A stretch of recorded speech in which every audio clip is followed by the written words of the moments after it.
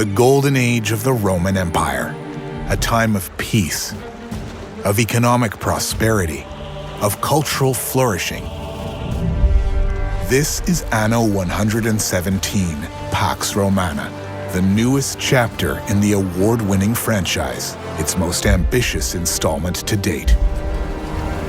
In this premier builder set at the height of the Roman Empire, build your provinces with unmatched detail, flexibility, and scale, from the beautiful heartland of Latium to the mysterious Celtic wetlands of Albion.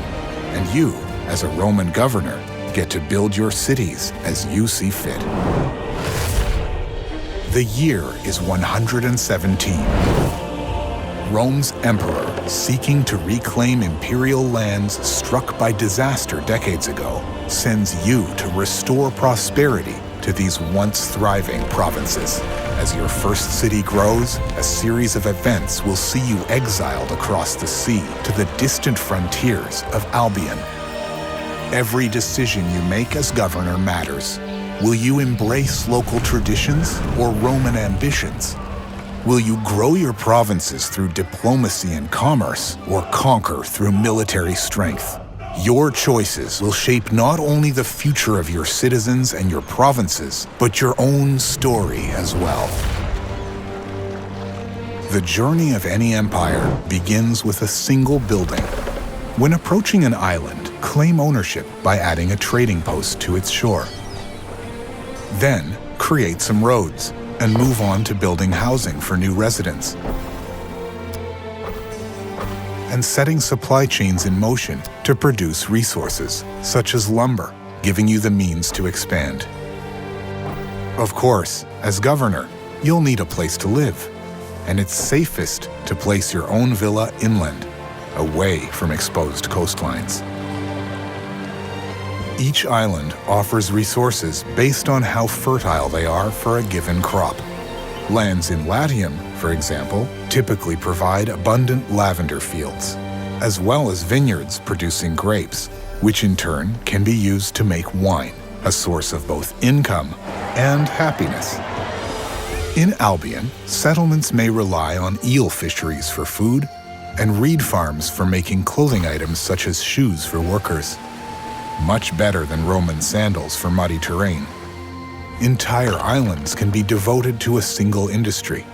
Always consider the various stages of the supply chains, from raw material to transformation, then storage, as the placement of each element directly affects efficiency.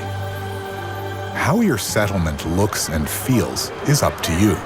Latium might inspire an organized design, straight roads, square neighborhoods, organized fields. Albion, with its marshlands, might influence more organic designs, with diagonal roads and settlements respecting the island's natural shape. In addition, your cities can be customized to reflect your vision. Ornaments, luxurious public spaces, awe-inspiring marvels of engineering, pristine marble roads worthy of Rome itself.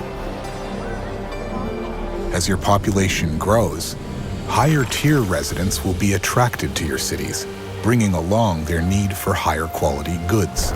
Build markets to raise your people's income. A tavern will keep spirits high. In time, more landmarks will be unlocked, from bathhouses, theaters, to the Colosseum, each impacting citizens' quality of life. Fulfilling the needs of your population by strategically building public services will influence your people's attributes, from happiness to fire safety. City planning, however, is only the beginning, as each city is a direct reflection of the values of those who build it. As governor, each decision slowly shapes the identity of your cities and the way they contribute to the expansion of your provinces. To help foster innovation and knowledge, you can choose buildings, such as the Grammaticus, that will create an area of effect around it, contributing to breakthroughs of new technologies. You choose how the knowledge you gain shapes your city's development. In the discovery tree, you decide if knowledge is used to enhance facilities, unlock new urbanism possibilities, and upgrade military units, each decision having a direct impact on gameplay. For example, researching wells will allow you to use them as a smaller alternative to the larger building housing, Vigiles, which grants the fire safety attribute. The result is a more space-efficient alternative that unlocks new ways to develop neighborhoods and cities. Over 150 discoveries exist in total, their availability impacted by your governing style and your engagement with the Roman or Celtic ways. For example, a Roman approach to dealing with Albion's marshes will be to drain them, while a Celtic approach is to learn how to move efficiently through them. Knowledge and research are the keys to unlock your people's minds, but the way to their heart is through beliefs. Build a sanctuary to one of the many patron gods to begin gathering belief, a resource used to unlock religion-centric bonuses and effects. Whether Celtic or Roman, each island can have its own deity whose influence will have a tangible impact on the lives of its residents. Choose Mars, the Roman god of war, and your residents will believe in his strength. They will put all their heart into the production of military materials. In the long run, believing in Mars will even grant land units with superior attack and defense capabilities. By contrast, worshipping Epona, the Celtic goddess of domestication, will make people take better care of animals, which will lead to a boost of farming productivity.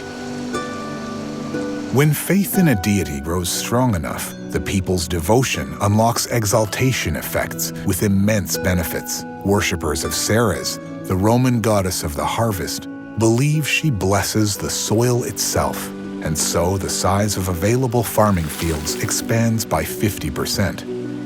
Meanwhile, those who honor Mercury Lugus, the Roman god of commerce, trust in his guidance to uncover hidden riches, granting access to gold mines.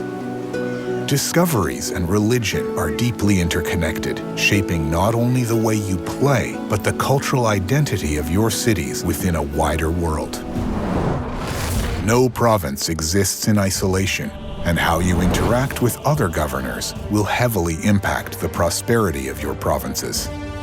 Diplomacy is integral to success, as rivals, traders, and even raiders, each with their own ambitions, react to your choices.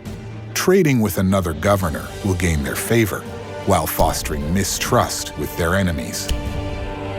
Build strong relationships with allies to open trade routes, or forge defense pacts, agreements that will come in handy if you were to anger other, more hostile figures. The echoes of your decisions will even reach the ears of the Emperor himself. Romanizing your land will earn you high praise and bonuses, while turning your back on Roman traditions might warrant the wrath of an entire empire. Whatever your choices, you had better be prepared for any outcome. Across the empire, some will thrive by peace, trade, and negotiation. But war may be the only language spoken by your rivals, and when diplomacy fails, you will need to be prepared for conflict. The backbone of your army is composed of land units, each category boasting both strengths and weaknesses against another type of military unit. Build barracks to train your first soldiers. Invest in the discovery tree and set up more advanced supply chains to enable more powerful units and unlock new possibilities. A varied army is key to reacting against any opposing forces. While you organize your land-based forces, naval warfare must not be neglected. Available from your shipyard, various models of ships can be upgraded and specialized thanks to unlocked technologies or belief in specific gods, like Neptune. Modular by nature, naval military units can be outfitted to your liking, influencing their durability, attack power, or maneuverability.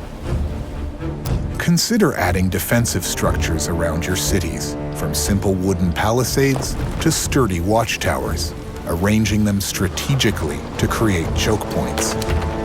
Islands' natural features can even be leveraged for defensive purposes.